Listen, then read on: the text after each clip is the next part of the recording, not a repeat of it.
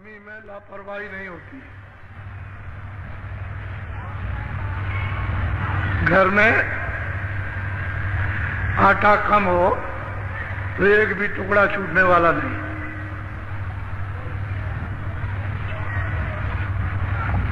उसमें बड़ा आनंद है और भरपूर रहता है तो बर्बादी। पहले गृहस्थ आश्रम में ये नियम था, अब भी है, कि माताओं ने जब सुबह भोजन बनाया तो जो भी चीज पकाई, दाल है थोड़ा सा निकाल के डाल दी, चावल पकाया उसमें से 2-4 तोला चावल निकाल के हांडी में डाल दिया, आटा बनाया तो थोड़ा सा आटा डाल दिया। 1 हफ्ते 10 दिन में हांडी भर जाती है। चावल इकट्ठा हो गया, दाल इकट्ठा हो गया, जरा सी कंकड़ी नमक की डाल दी, 1 आध मिर्चा उसमें छोड़। ये गृहस्थ आश्रम का ये पक्का काम था, कच्चा नहीं था। माताओं को बहुत याद रहता था, जब कोई अतिथि आया, कोई भी भूखा प्यासा साधु, कोई भी सन्यासी, कोई ब्राह्मण, तो उन्होंने अपने पास से कुछ नहीं दिया, जो निकाल के रखा था उनके लिए उसमें से दे दिया, तो अतिथि सत्कार हो गया। अतिथि की आपको प्रसन्नता मिली। कोई महात्मा आ गए और उनके पास कुछ है तो आपको मुक्ति भी मिल जाएगी, ऐसे ही दे देंगे। कितने प्रसन्न हो जाएंगे, खुश हो जाएंगे। तुमने तो पुण्य कमाया, लेकिन पता नहीं पुण्य के किस समय पर वो पुण्य फलदायक हो गया। कोई महात्मा मिल गया, उन्हीं की सेवा में लगे तो आपका तो आत्म कल्याण हो जाए। ये नियम था और इससे घर गृहस्थी में कमी नहीं होती थी, हृदय में दया रहती थी, अतिथि सत्कार भावना। ये बहुत बड़ा गृहस्थ आश्रम का एक पुण्य कार्य था। अब लोगों ने सब छोड़ दिया, खत्म कर दिया। वैसे अपने लोगों की शिक्षा से बहुत जगह ये है तो लोग उसका पालन करते हैं, लेकिन गृहस्थ आश्रम में सबको ये पालन करना चाहिए। ये सबके लिए, किसी एक के लिए नहीं है। तो पता नहीं कहाँ उस पुण्य का सुजोग सही सही बैठ जाए, ये आत्मा मुक्ति पहुंच पा जाए।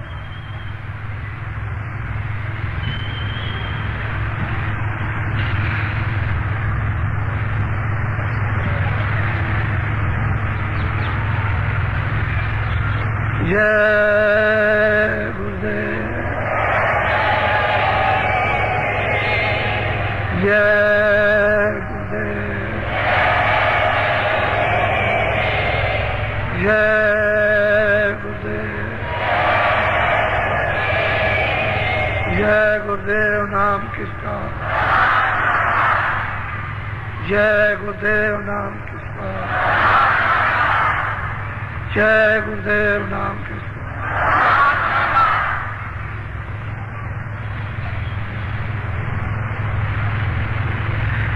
नर नारियों, बच्चे बच्चियों,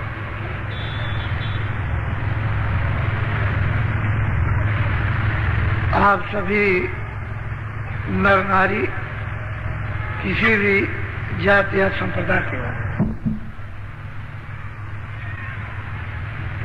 शराब मत पियो, दारू पीना छोड़ दो, ये आपके हित में होगा। और किसी भी पशु पंछी के मांस को मत खाओ। इसमें जीव हत्या यदि आप करोगे तो लग जाएगी। जिन्होंने ये काम किया उनको लग गई और वो जीव हत्या छूट नहीं सकती। उस जीव हत्या का कठोर से कठोर यानी दंड, सख्त से सख्त सजा, उससे कोई नहीं छुड़ा सकता। अगर कोई छुड़ा सकते हैं तो सत्पुरुष संत तो छुड़ा सकते हैं, उनके पास तो छुड़ाने का पूरा अधिकार है, लेकिन और किसी तरह से नहीं। ब्रह्मा विष्णु महादेव चाहे तो नहीं, ईश्वर और ब्रह्म चाहे तो नहीं छुड़ा सकते। ये जीव हिंसा हत्या भोगनी पड़ेगी। तो मेरी ये आपसे सबसे प्रार्थना है कि उधर से मुख मोड़ो और अनाज, साग, सब्जी, फल, दूध, घी इत्यादि इत्यादि बहुत व्यंजन है, बहुत प्रकार के फल हैं, इनका सेवन करो तो मन, बुद्धि, चित्त ये पवित्र रहेगा और इनसे काम, क्रोध, लोभ, मोह, अहंकार ठंडा रहेगा। ये चीजें सब उत्तेजित हैं और ये तो दुनिया के काम में भी पूरी पूरी बाधक, परिवार में, समाज में, तो भगवान के चिंतन में तो अतिशय, वो तो इनका उनका कोई मेल बैठेगा। इसलिए इनको तिलांजलि दे दो कि जो हमने किया है वो तो कर दिया, अब इसको नहीं करेंगे। ऐसी मन में जब आप स्वयं निश्चय करोगे, धारणा मन में प्रतिज्ञा करोगे कि ये काम नहीं करना, तो देखो थोड़े दिनों के बाद तुम्हारे हृदय में दया का कितना बड़ा विकास होता है और बुद्धि, विवेक जागेगा। फिर देखो कि सत्संग में कितनी रुचि आती है कि बिना सत्संग के आपका मन भाएगा ही, अच्छा ही लगेगा। फिर तो यह होगा कि सत्संग मिलना चाहिए। तो जितनी चीजें ये छोटी छोटी जो पहाड़ हो ये बताई जाए तो इनका विसर्जन कर दो। ये समझ लो कि हमने जान में किया, अनजान में किया था, हमको जानकारी इस संबंध में नहीं थी। अब जब जानकारी हो गई तो डबल मार। पहले अज्ञान, अनजान करते थे, आपको पता नहीं था।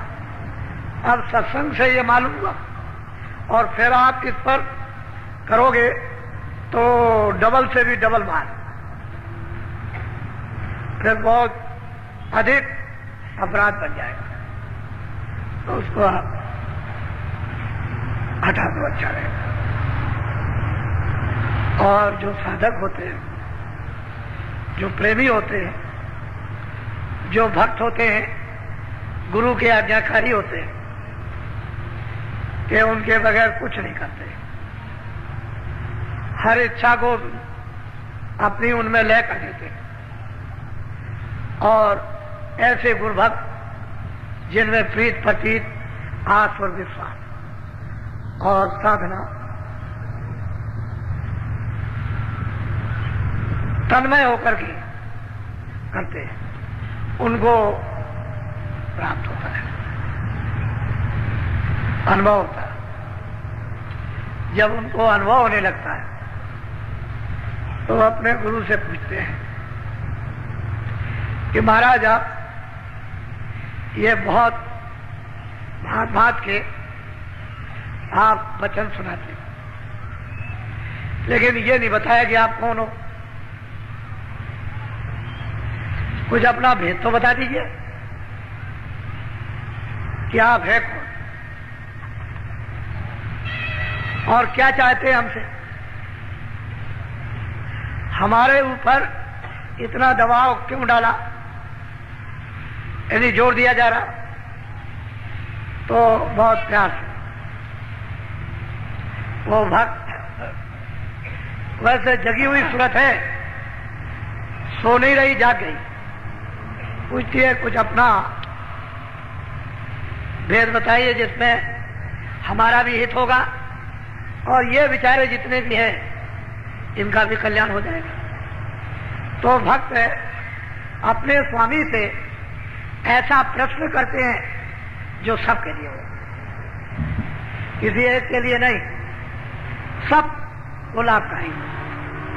तो आज थोड़ा सा भक्त का प्रश्न और स्वामी का उत्तर वो आपको बताया जा रहा है।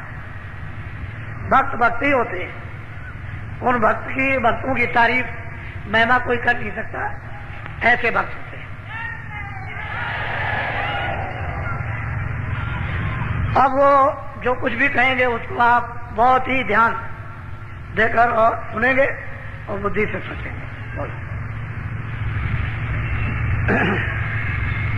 सब सूरते पूछे एक बाता, स्वामी देव भेद व्याख्याता। उस सूरत में जो जाग गई मनुष्य रूपी मंदिर में, वो पूछती है कि स्वामी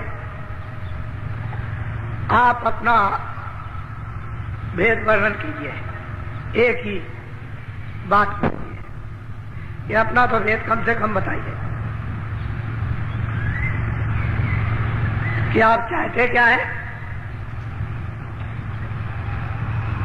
क्या हमारे सबके साथ करना चाहते हैं। बोलो। तब स्वामी ने वचन उचारा, मार्ग कायो भेद बताया। बड़े प्रसन्न होकर के उन्होंने उस सूरत को उत्तर दिया कि जो तुम पूछ रही हो बिल्कुल ठीक है। तो उन्होंने बताया कि देखो मैं तुमको सब भेद बताता हूं, मैं चाहता क्या हूं कि जिससे कि जीवों का इन सुरतों का छुटकारा हो जाए, ये काल के कर्मों के जाल से, काल के माया के जाल से निकल के अपने घर में पहुंच जाए जहां न माया है, न काल है, न जहां पाप है, न पुण्य है, न अच्छा न बुरा है, न दुख है, न सुख है, न वहां जन्म है, न मरण है। मैं चाहता हूं कि ये पहुंचे। तो पहुंचेंगे कैसे, ये तो आप वर्णन करते हो, उसका पहुंचने का उपाय सबका क्या है। बोलो। 5 नाम का सुमिरन करो, श्याम से तमें सूरत धरो। कहते हैं एक काम करो कि 5 नाम जो नामदान मिल जाए उसका सुमरन करो। जब तक 5 नामों का सुमरन नहीं होगा तब तक बच्चा कुछ होने वाला नहीं।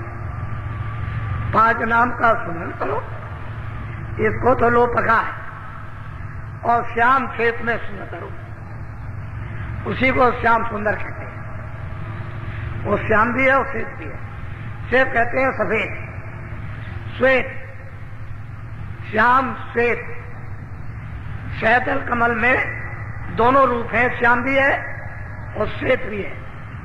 कहते हैं उसमें अपनी सूरत लगा दो, 5 नाम का स्मरण करो। जब आप स्मरण करोगे तो पहले नाम का उसे आप याद करो।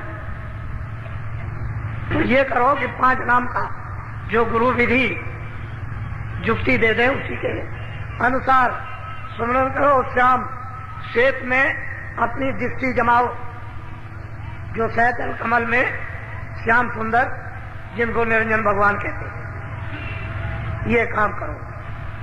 जब ये करने लगोगे तो धीरे धीरे सुमरन पड़ेगा। उस सुमरन का फल ये होगा कि दृष्टि आपकी अंदर में एकाग्र होने लगेगी। जहां अंधेरा है वहां प्रकाश हो जाएगा। जब प्रकाश हो जाएगा, अंधेरा चला जाएगा, तो प्रकाश में दिखाई देगा, उसमें है दरवाजा। गगन में, आकाश में एक बहुत बड़ा आकाश है, उसमें फाटक है। कहते हैं उसमें कैसे टूटेगा, वो फाटक कैसे खुलेगा? श्याम श्वेत में सूरज धरो। तुम दृष्टि जमाओ, एक एकाग्र लक्ष्य होकर, और उसे दिव्य दृष्टि से उसका भेदन करो, तो आकाश में छेद हो जाएगा और फटाक से फटेगा। इतनी जोर की आवाज होती है जैसे तीनों लोग चुरमुरा गए। छोटी मोटी आवाज नहीं होती, उसके टूटने पर धमाका होता है। लेकिन वो धमाका सूरज को सुनाई देगा आपको। अगर बाहर के कानों को वो धमाका सुनाई देगा तो ये कान के सब के पर्दे फट जाए, इतनी आवाज है। श्याम श्वेत में सूरज, वो श्याम भी है और वो श्वेत, श्वेत तो गुरु बैठे हुए, और श्याम जो है वो निरंजन भगवान है। इन्हीं के भेजे हुए जब यहां ठीक करना था इसे धर्म मूवी पाप आत्माओं को, तो इन्हीं के आदेश से राम का अयोध्या में जन्म हुआ था कि जाओ धर्म की मर्यादाएं स्थापित और राक्षसों का ये सफाया कर दो। तो निरंजन भगवान के राम अवतार थे। अब वो कहते हैं कि तुम 5 नाम का स्मरण करो और श्याम श्वेत में पूरा करो। बोलो। प्रथमे सुनो गगन में बाजा, घंटा शंख छाट। कहते हैं जब तुम्हारी सूरत उस श्याम श्वेत में जब लक्ष्य बना लेगी तो कहते हैं कि प्रथम पहले ही घंटे और शंख की आवाज घनाघन हो गई, सुनाई दी।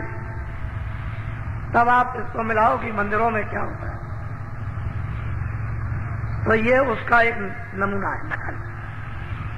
इन मंदिरों में घंटा शंख बजाते हो, एक नकल है। वो तो निरंजन भगवान के मुख से ही घंटा शंख बजा, वहां तो बंद कभी होता नहीं। तो प्रथम सुनो गगन में बाजा, बाजे बजे,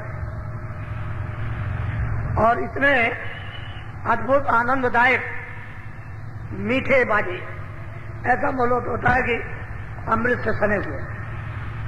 सुनो गगन में घंटा और शंख, ये सुनने को मिलता है। जब ये मिल जाए, उसको सुनाई दे, तो बहुत सी आवाजें चारों तरफ से प्रकट हो जाती है।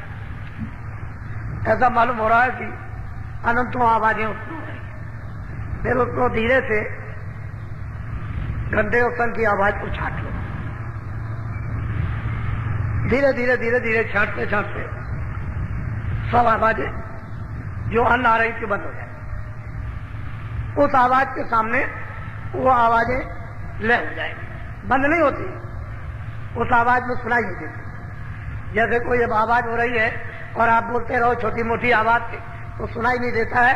इसी तरह से वो इतनी बड़ी आवाज, यानी इतने बड़े बाजे आवाज करते हैं कि छोटी मोटी वहां पर आवाजें राग रागनी दब जाती है, उसके सामने सुनाई नहीं देती। तो वो अपना भेद बता रहे कि भाई ऐसा करना है कि अगर तुमको चलना है तो 5 नाम का स्मरण करो। फिर अपनी सूरत को श्याम श्वेत में रखो। प्रथम में सुनो गगन में बाजा, घंटा और तो जब शुरू हो जाएगा तो ये चढ़ने की सीढ़ी मिल गई, ये पौड़ी है। जब ये बाजा सुनने को मिला बस समझ लीजिए कि पौड़ी मिल गई, सीढ़ी मिल गई, इसको पकड़ के अब चढ़। बोलो। सहस कमल दल ज्योति लखाई, बांकनाल में जाए कहते हैं कि ये हमने देखा, सूरज तू उधर चल, ये है, ये त्रिलोकी का नाथ है और 3 लोकों का मालिक है। ये पिंडलोक और अंडलोक और ब्रह्मांडलोक, उसका ये मालिक है। नाम सैदल कमल में विराजमान है। इनकी आवाज घंटाओं, इसको सुनो और इसमें मिलो, लय हो जाओ, तो ये खबर पड़ेगी कि ऊपर से भी आवाज आ रही है और भी कुछ आ रहा। बोलो ओंकार और राग धुन लाई, आगे पहुंची सोन लगा। कहते हैं कि वहां ओंकार की धुन, ओम की, वहां इतनी मधुर मधुर गरजई घनघोरा, होय विष्टजन उपल कठोरा, दामे में दमक रही खनमाई, खल की प्रीत यथा फिरनाई। जब ये घंटे और शंख की इस धुन में जब तुरंत लय होगी तो उधर ऊपर की जो टेढ़ा रास्ता उसमें से आवाजें आ रही हैं, वो है ओम। वहां पर बादलों की गर्जें, गड़गड़ाहटें, मधुर मधुर सदैव मीठी और मृदंग, ताल मृदंग बजते रहे। इतने सुहावने, इतने मीठे ये बाजे हैं। और यह है ब्रह्म, इसकी 3 लोक से अलग है, इसका लोक अलग है, इसका राज भी अलग है। ओम का राज अलग है और निरंजन भगवान का राज अलग। ये 3 लोक के मालिक हैं और वो ब्रह्म अपने ब्रह्मलोक का मालिक, वो अलग है। और ऊपर की आवाज जब सुनाई देगी तो इसी रास्ते से जब इसमें सूरत लय हुई घंटे संग में तो आवाजें आ रही हैं, वो स्पष्ट होने लगती है, क्योंकि स्थूल खोल उतर गया, लिंग भी उतर गया, अब वो सूक्ष्म में चल रही है और आवाजें आने लगी, उधर से सुनाई देने लगा। जब उसमें लय हुई, जो गड़गड़ाहट, मधुर मधुर गर्जन और मृदंग तालानुपा जो वहां बज रहे, उसमें जब वो लय हुई तो फौरन उसे ओंकार पद को सूरत यानी प्राप्त जब करती है तो वहां पर एक केंद्र बना हुआ। जैसे ही उसने प्राप्त किया कि ऊपर की धुनें तरह तरह की उसको सुनाई देने लगी और ऊपर में तो कोई खोल है नहीं है, बस ये जब शब्द स्पर्श रूप रस गंध, जब ये उस धुनी में लय हुई, ओंकार धुनी में बादलों की गरज और मृदंग की, तो फौरन केंद्र पर पहुंच गई और ऊपर से आवाजें आ रही हैं। तो ये सूरत गुणातीत हो गई। अब सब गुणों से नहीं, अब ये किसी गुण के अंदर नहीं है। जल पृथ्वी अग्नि वायु आकाश ये मृतलोक है। 17 तत्वों का जो लिंग शरीर, 10 इंद्रियां, 4 चतुर्संताकरण मन बुद्धि चित्त और अहंकार और रजोगुण तमोगुण सतोगुण, ये 14 तबक 14 लोक जो स्वर्ग वैकुंठ में वहां, इसकी एक सीमा है आंगन। सूक्ष्म लोक है 9 तत्वों, सत्य स्पर्श रूप रसगन और मन बुद्धि चित्त और अहंकार, ये 9 तत्वों का एक खोल, इसको भी पार कर गई। और त्रिपुटी में 5 तत्वों का शब्द स्पर्श रूप रसगन और कोई चीज नहीं है। जब इसको भी इसने जब पार किया और जब केंद्र पर पहुंच गई तो नीचे खा सब छोड़ दिया।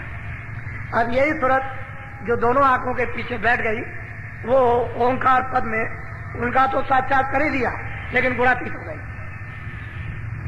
अब वो गुणों के अंदर नहीं आ सकती, ना उसको गुण को लिबायमान कर सकते। तो यहीं से जो शुरुआत होती है ऊपर में, वो प्रकृति लोक की होती है। ऊपर में पुरुष है जिसको पारब्रह्म कहते हैं, निरंकार पुरुष जो 10वें द्वार में विराजमान, नीचे है प्रकृति, वहां से कृष्ण भगवान भेजे गए थे। इसलिए कृष्ण भगवान गुणातीत थे, लेकिन प्रकृति ने उनको भेजा था काम करने के लिए। यहां वो काम हो नहीं सकता था अगर वो भेजती नहीं तो। उनको भी गुण लिपायमान नहीं कर सकते थे, लेकिन जिस काम के लिए भेजा वही काम किया।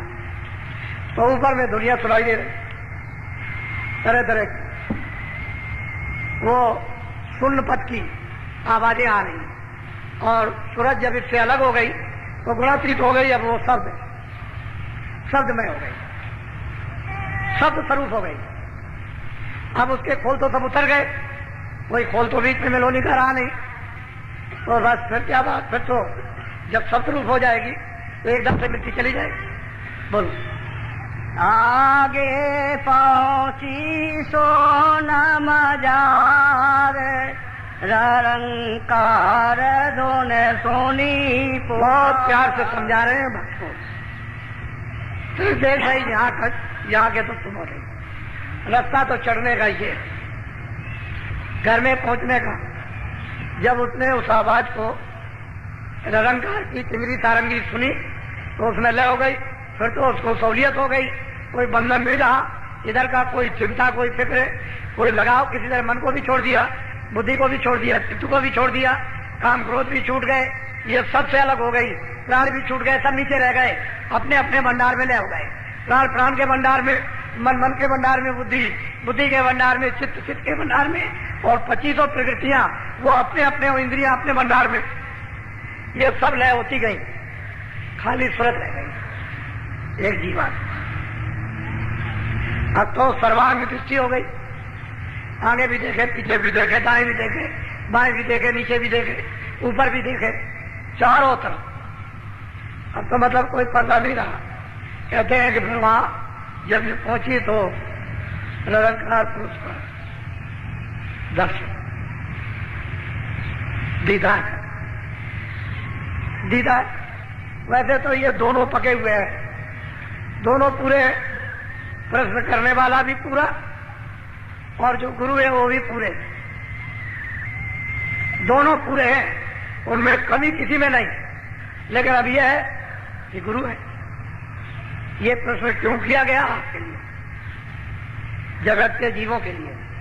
ये कैसे पहुंचेंगे, कहां कहां होकर के जाएंगे, तो वो पता ठिकाना रास्ते का एक संकेत धीरे धीरे दे रहे कि अगर ऐसे ये सूरज चले, 5 नाम का स्मरण करे, ऐसे ध्यान लगाए, ऐसे कानों से भजन करे, तो इस तरह से श्याम से मैं अपनी सूरत को उस रूप में जमाए, और जब दृष्टि एकाग्र हो जाए तो उसका भी साक्षात्कार, ब्रह्म का भी साक्षात्कार, पार ब्रह्म में समाई उनका भी साक्षात्कार। ऊपर सब आवाजें आ रही हैं, बिल्कुल एकदम अलग अलग। फिर वहां कोई पर्दा तो है नहीं, आवाजें कोई बंद नहीं है, तो इतनी आजाद सर्वत्र है, सारा चेतन सत्य का ही सारा कारखाना है, सारी रचना शब्द में, कुछ नहीं, सत्य की। वो चेतन सत्य है, एक प्रकाश है, उसी में से ये निकल रहा है। अगर शब्द न हो तो प्रकाश नहीं होगा। सारी रचना ही पूरी चेतन का है। वहां जड़ का कहीं भी नाम, निशान और आवाज वहां। बोलो। केगारी और सारंगी सोनी, मान सरोवर चढ़े चढ़े। कहते हैं कि जब उसने इस आवाज को किगरी सारंगी की सुना, तो सुन सुन कर उसके अंदर एक अजीब गरीब खिंचाव है, आगे चढ़ती है। तो वहां मान सरोवर है,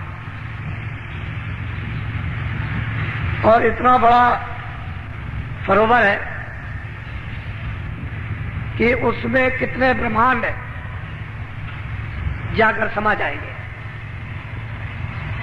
उससे भी बड़ा, इतना बड़ा मानसरोवर। और वो काय का है? अमृत का। अब मालिक ने इस कारीगरियों से उसको ऐसा बनाया, लेकिन उसके इर्द गिर्द चारों तरफ ऐसा मालूम होता है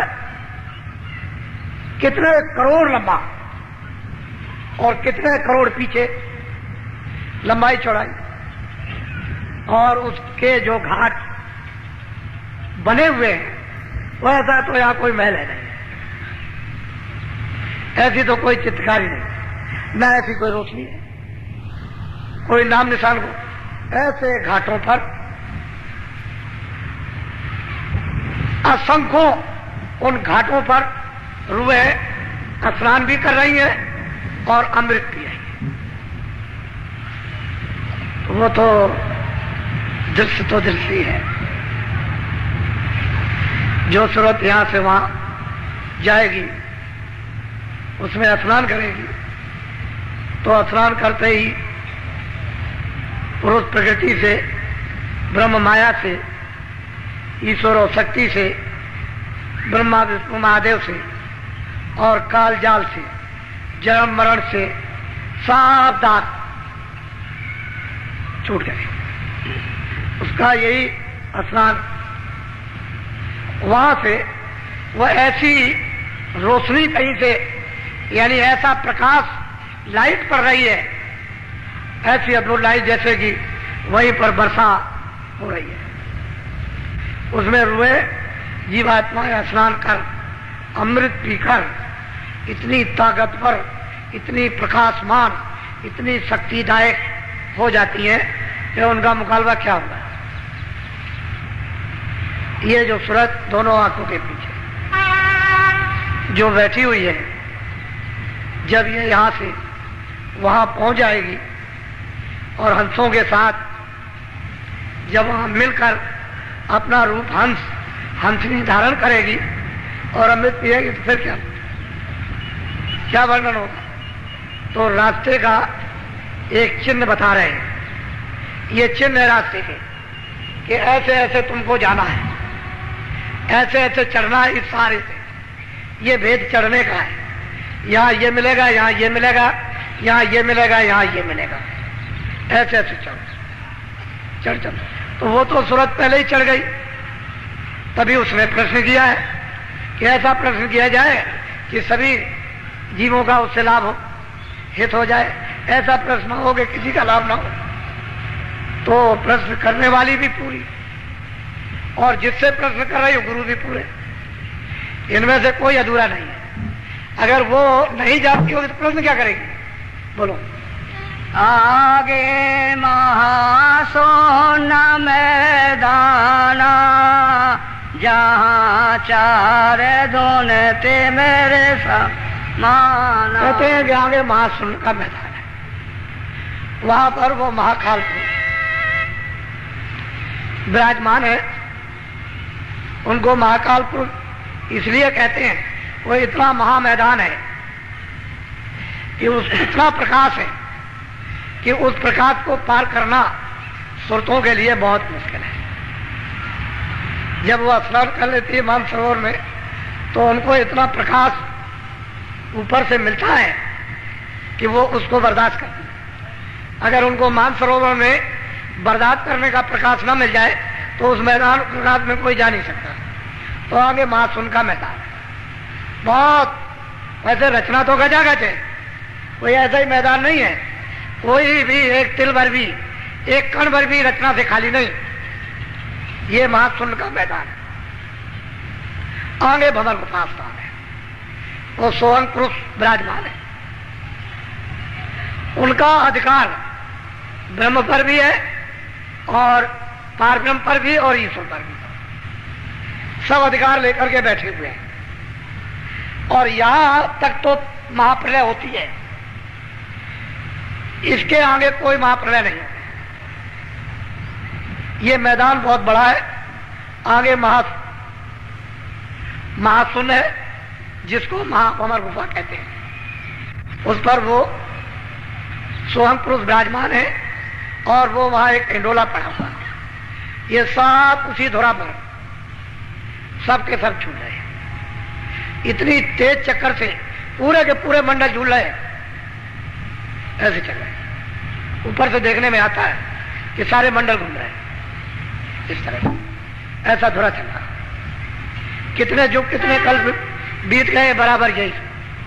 इससे ये सब चक्कर घूम रहा, स्वर्ग भी घूम रहा, ब्रह्मांड भी घूम रहा, पार ब्रह्मांड भी घूम रहा, पूरा का पूरा ये। तभी तो इंडोला पड़ा हुआ है, नहीं तो कैसे पता चलेगा? वहां देखने से मालूम होता है। तो निशाना बता रहे कि सूरत स्नान करने के बाद तुमको महासुन के मैदान में प्रकाशमान में जाना होगा, और वो इतना प्रकाशमान मैदान है कि वहां रूहें चकाचौंध हो जाती है। मालूम होता है कि प्रकाश में कुछ दिखाई नहीं देता। तो जब तक मानसरोवर में स्नान न करें उस प्रकाश में, तब तक वो बर्दाश्त नहीं कर सकते। तो निशान बता रही है कि ये जाने का रास्ता है। बोलो। ताके परे धाम सतनामा बीन बाजे सतलोक। बहुत प्यार से समझा रहे कि तूने पूछा तो ठीक है, इस भंवर गुफा सुहंग स्थान के परे वो सतधाम है, और उनका नाम है सतना। वो धाम है, ये इन सब के वो पिता है, और ये सब उनके बच्चे हैं, और हम भी उनके बच्चे हैं।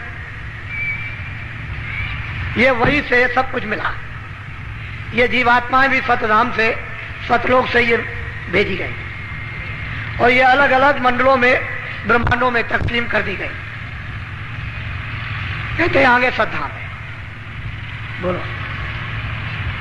सोनत सोरते फेरे आगे चली। वहां जब वो पहुंच गई सतधाम में, तो वहां पर वो देख रही कि बीन बांसुरी अद्भुत अद्भुत बज रही, चारों तरफ वही आवाज, ऐसी मस्तानी मधुर।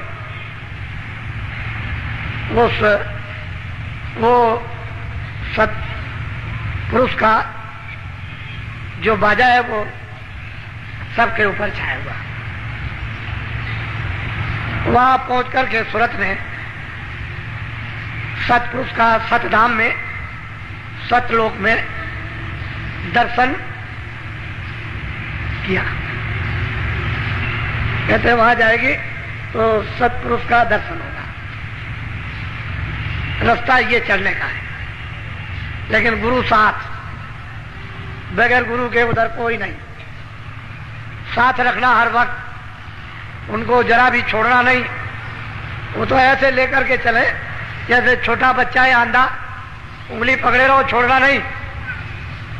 ऐसे साथ साथ रहेंगे तो पार जाओगे। तो आगे सदा सतपुरुष का दर्शन। कहते हैं अभी तो और कुछ है। बोलो। कोटे नया बसूर अलग अलग धाम है, कोटान कोट सूरज उसके एक एक रोम में लगे हुए, और वो अलग था। सतलोक के ऊपर में अलग लोक, अलग पुरुष का दर्शन। सतलोक में और अलगम लोक में कोई अंतर नहीं है। ये भी पवित्र है, वो भी पवित्र है। इसमें उसमें कुछ भी कोई मिलोनी नहीं किसी तरह की, लेकिन छोटे बड़े हैं। सतलोक से अगम लोक बढ़ा। कहते हैं वहां पर दर्शन हुआ अगम पुरुष का। फिर आगे क्या वर्णन करते हैं? बोलो। तहाँ से अगम लोक को चली, अगम पुरुष से जाकर। कहते हैं उसके ऊपर में अगम लोक, वहां आगे चलती जाती है। उसकी आवाजें तो यहाँ पर कोई उन्होंने बताया नहीं है कि भाई उसकी आवाजें अगम पुरुष की या अलग पुरुष की। वो तो मतलब है कि वर्णन करने में नहीं आएगी। उसका तो कोई निशान और नमूना यहाँ पर तो किताबों में दिया नहीं, क्योंकि आवाज तो है ही, बगैर आवाज के नहीं। कहते हैं वहां वो पहुंची और अगम पुरुष का भी दीदार और दर्शन किया। ये रास्ता जाने का। लेकिन जब सत धाम में पहुंच जाएगी, सतलोक में, सतपुरुष तो वहां स्वतंत्र है, कोई किसी तरह का बंधन नहीं। आगे चले जाओ, वहां रोक टोक नहीं है, सीधी जाओ। किसी तरह का भी कोई बंधन नहीं। बोलो। ताके आगे रहत अनामी, निज घर संतन अब बर। कहते हैं कि इसके आगे अनामी धाम है, वो सबका मालिक, सबका शहंशाह, सबका बादशाह है। वो मतलब उसके आगे कुछ नहीं, जो वहां गए वो चुप, कोई कुछ बोल नहीं सकता। उसको कहते हैं अनामी धाम, वो अनाम पुरुष। रामायण में लिखा है कि एक अनीय अनामा आगे सच्चिदानंद प्रभु धाम। बहुत अच्छा वर्णन किया उन्होंने। वो कहते हैं कि इस तरह से वो संतों का निज धाम है, वहीं से भेजे जाते हैं। लेकिन ये अनामी पुरुष ने अलग, अगम लोग, अलग लोग और सत लोग, ये तीनों एक रस बनाए रचे हैं। और नीचे की जो रचना हुई है वो सतलोक से हुई। वो सतनाम उसका नीचे की रचना का कुल्लम कुल यानी कर्ता धर्ता सतपुरुष, उनका नाम है सतनाम। यहां से और आगे तो वो सब एक रस है, उसमें तो कोई बंधन नहीं है।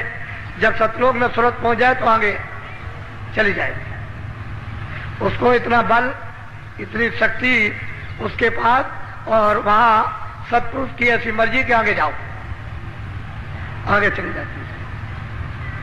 अब वहां का जो हाल है वो लिखा नहीं जा सकता। ये तो महापुरुषों ने, कबीर ने, रविदास ने, तुलसीदास ने, मीराबाई ने जो कुछ भी देखा एकमात्र इशारे किए, कुछ नहीं। जो वहां यहां कुछ नहीं देखा, इशारा कर दिया बस। अर्वचनीय वचनों में नहीं आ सकता, कलम कागज की स्याही पर अक्षरों में नहीं आ सकता। वही इशारा करते रहिए।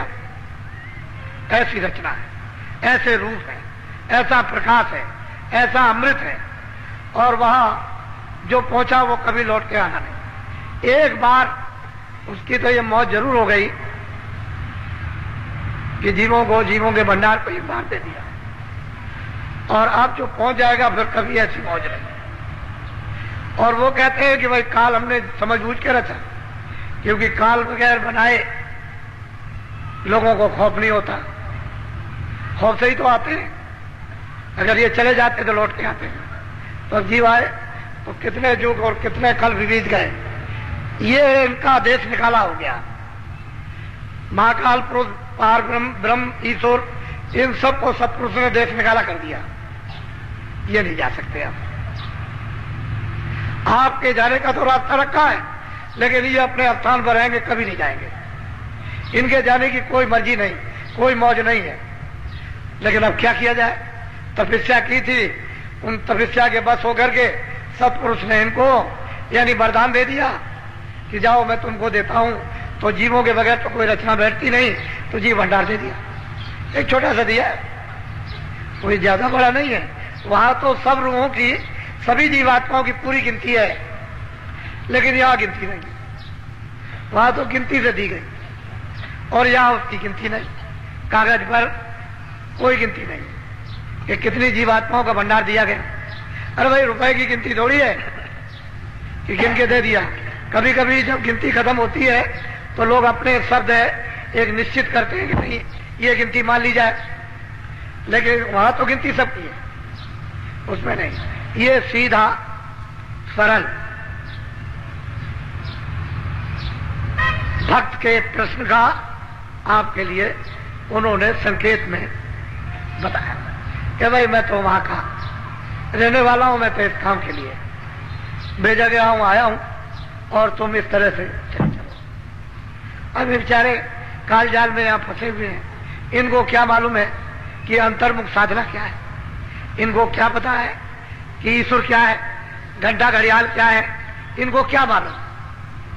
ये तो यहां अंधकार अज्ञान में पड़े, रो रहे, चिल्ला रहे। इनको तो साधना का स्वप्न में भी कभी बात नहीं है कि कोई साधना है, ईश्वर है, भगवान है, कुछ नहीं। लेकिन जब संत आते हैं तो सब विश्वास दिला देते हैं। धीरे धीरे संस्कार डाल डाल करके विश्वास पक्का कर लेते हैं, और जीवों से की योग बना लेते हैं कि चल पड़े, निकल जाए। इसीलिए तो जीवों ने उनकी पुष्टि की है। ये संतों को कौन जान सकता कि ये संत है? उनको कोई नहीं जान सकता। वो तो जब तक ले ना जाए तब तक कौन जाने, पहुंचे नहीं तो किसको क्या पता। तो जब वो पहुंच जाते हैं और पूरे हो जाते हैं और देखते हैं कि इन्हीं का सब खेल है, ये यहां भी और वहां भी यही है, इनमें उनमें कोई अंतर नहीं। और वो इसीलिए आए कि देखो मैं तो यहां बैठा हूं, जो रूप उनका यहां वो कोई फर्क नहीं, वह रूप चित्रकारी में नहीं आ सकता। वो काला सांवला नहीं है, वो तो अरूप है। इसलिए आप लोग जो नामदान पा जाओ तो थोड़ा सा साधन करो, कोई बड़ा मुश्किल नहीं है, सरल है, सीधा है। केवल थोड़ा सा मन पर घेरा घेरी में दबाव पड़ेगा कि भाई यहां से मन हटा लो, यहां से रोक लो, बुद्धि को चित्त को रोककर समय अभ्यास, समय भजन के वक्त इसको रोको और कानों के साथ में लगाओ। तो जो तुम इंद्रियों से इसको रस मन को देते हो वो तुमको शब्द से मिलने लगेगा। वो तो गहरा रस है, गहरी ठंडक है, गहरी खुराक है। अगर कहीं वो नशा चढ़ गया तो उतरने वाला नहीं।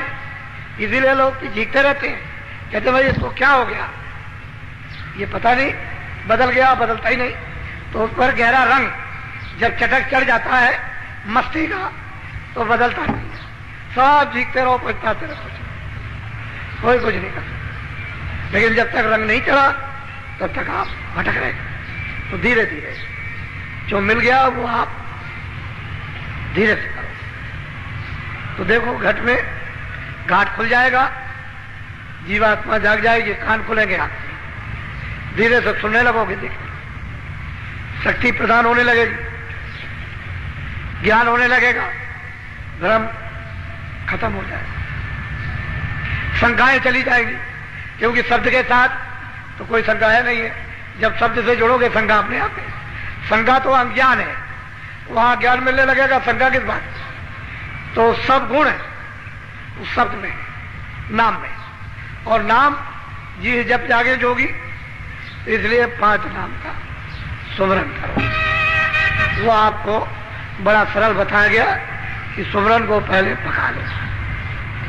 और जब ऐसे ध्यान पर बैठो तो जरा सा शरीर को थोड़ा सा भूलो, 10 मिनट 15 मिनट के लिए ऐसे बैठ करके जरा भूलो। जब शरीर को थोड़ा सा जब भूलने लगोगे और मन बुद्धि चित्त ये जीवात्मा के आंख के सामने जब साथ देगी तो इधर से सब बुलावा शून्य होने लगेगा। आपके विचारों में कोई चीज याद नहीं रहेगी। इसको कहते हैं शरीर भूलना। जैसे ही बुद्धि मन और चित्त सूरत के साथ काम करने लगे कि आप ये चीजें भूलने लगे और उधर शब्द काम करने लगेगा। तो ये सूरत मन दोनों शब्द को पकड़ लेंगे। तो ये आसानी से जुक्ति लेकर के काम कर डालो, इसमें ढील मत करो। अब दया तो मालिक की आपको मिल रही हर तरह से, और उस दया को समझदारी से ले ही लेना चाहिए ताकि बाहर भी और अंदर भी काम कर जाए। अंदर तो उसका स्थान बना लो, फिर बाहर भी काम आ जाएगी।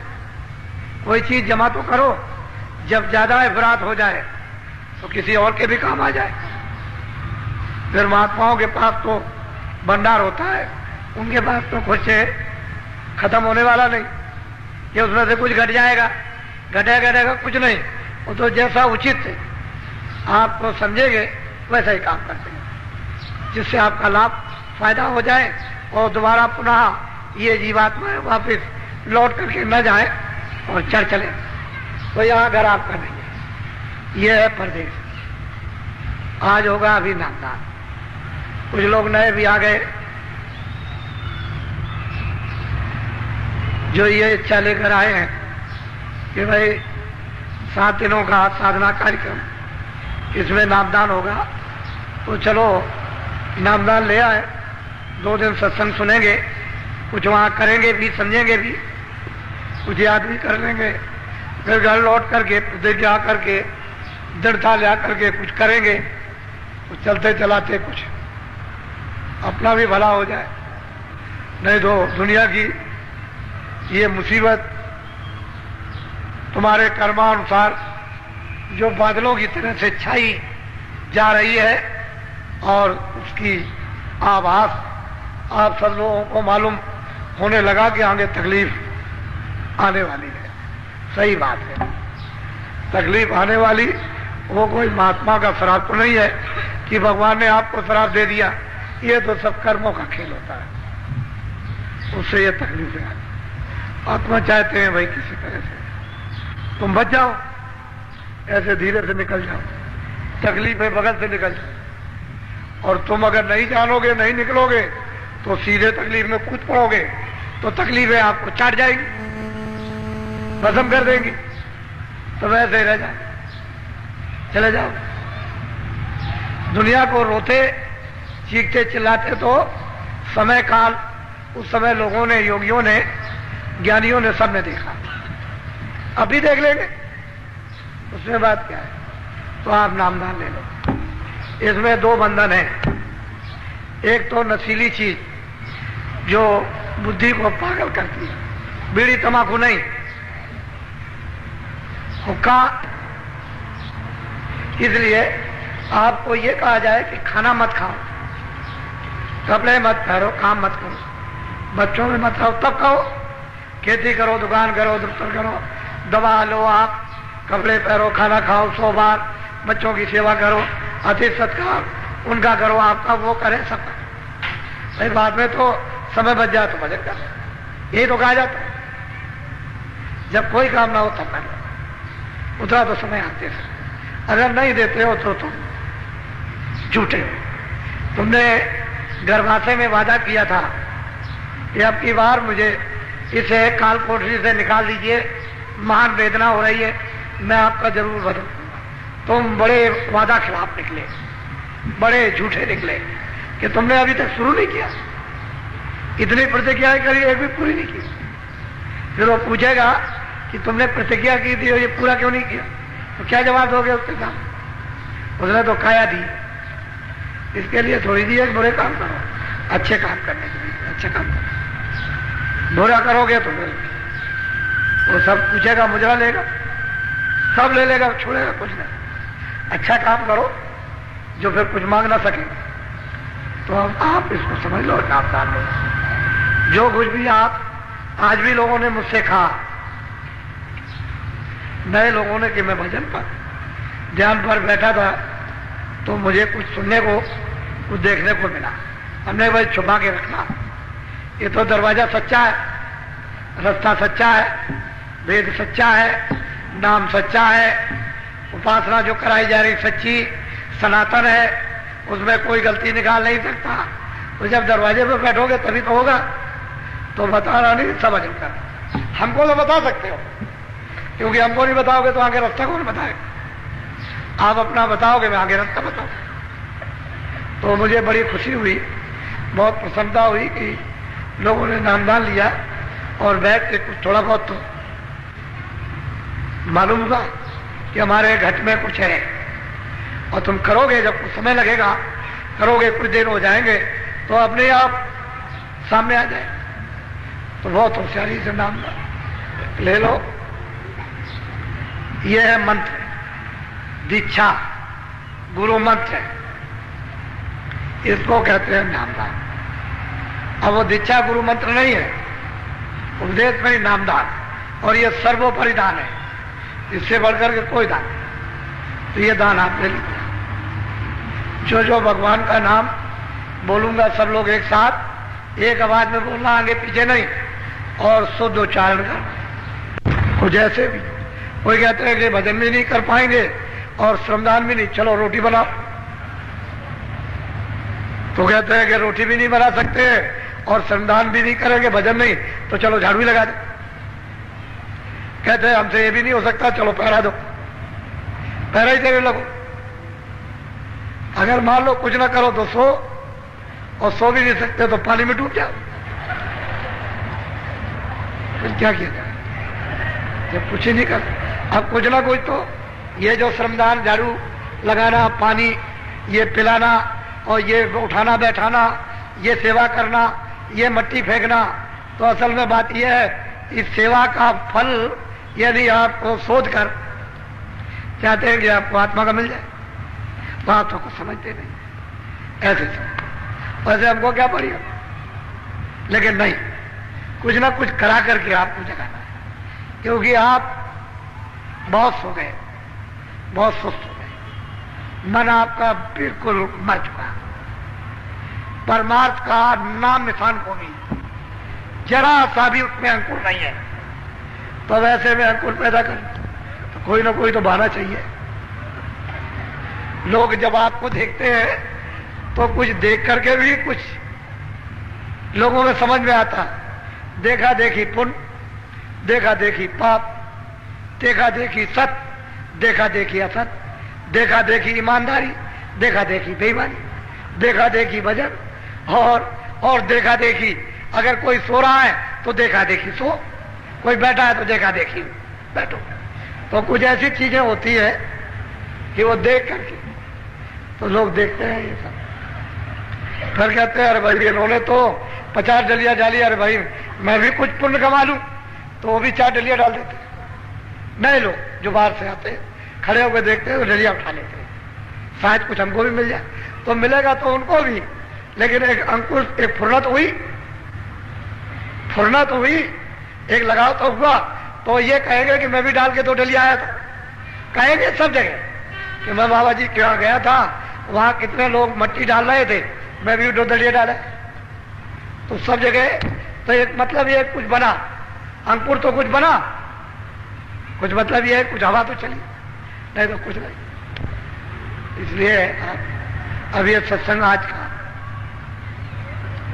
अब ये आपके लिए समाप्त किया जा रहा है। मैं सुबह आपको मिलूंगा, सुबह आऊंगा, सुबह मिलूंगा, कुछ सत्संग सुनाऊंगा, फिर आपको भजन के बारे में कहूंगा, फिर कुछ संविधान जो जैसे होंगे उनको, और फिर 7:30 बजे कल फिर होगा, और नए लोग कल भी आएंगे। आप देख रहे हैं ये समुदाय, इसको देखिए, मतलब यह है कि ऐसा मालूम प्रतीत होता है कि ऊपर से आपके ऊपर मालिक की दया हो रही है, उसकी कृपा हो रही है, ऐसा पूरा आभास हो रहा। और उसकी अगर तुम मुंह खोल दो तब तो दया पीने को मिल जाए। ये मुंह नहीं है, वो सूरत का मुंह खोलो, ऐसे वो खोलो मुंह उसका, ऐसे जब खोलोगे ऐसे उसको खोलिया तो फिर पीने को मिल जाए, दया पीने को मिलेगी। मुंह बंद किए रहो कैसे मिलेगा? ये तो सोचने की बात। ये जैसा ये मोह है ऐसा उसका मोह नहीं है। कहीं ऐसा मत समझ लेना कि ऐसा मोह है, ऐसे दांत मोह नहीं है, वो अलग उनका मुखारबिंद अलग है, सूरत का मुखारबिंद अलग है, उसको